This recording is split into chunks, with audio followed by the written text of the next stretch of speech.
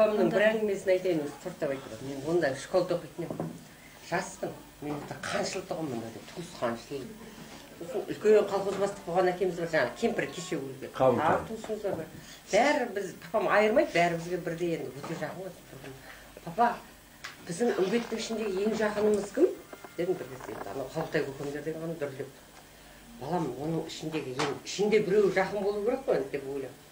Бұл Тортабай дейді, ол ағам ол кезде жас, анда-санда мас. Патрушейда, олар қалай? Ойбайлап бір келет бүйтіп, аяғым төрт аяқты. Папа, қой керек жоқ, Тортабайдың керек. Айданның ұзататын тойында Тортабай. Дұрыстауын айтшы дейді ғой. Папа, дұрысын айтты. Мен дұрыс болғанда болам, ең жақын Тортабай. Жоқ, папа, оның керегі жоқ. Қалтай көкемше.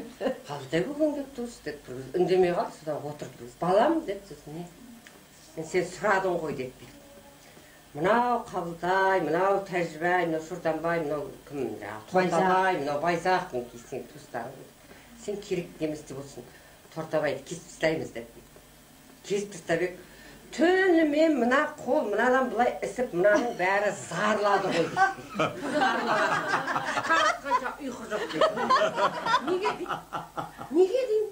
Балама оның бәрінің қамыры бір екен дейді. Кесуге болмайды екен балам. Дедім бір кезде. Қалай айтқан е, қалай түсіндірген? Мен осыны балдарыма әлі айтам, өзім әкемнен естіген сөзім сонда. Мінекей, болмайды екен балам, мынаның бәрі зарлады дейді, бәрі. Мынаяқтың бәрі қамыры бір екен. Түбі бір деген сөзі ғой, мына түбі бір. Мынаның бәрі. Мынау биік болғанмен, мынау аласа болғанмен. Арақ ішетін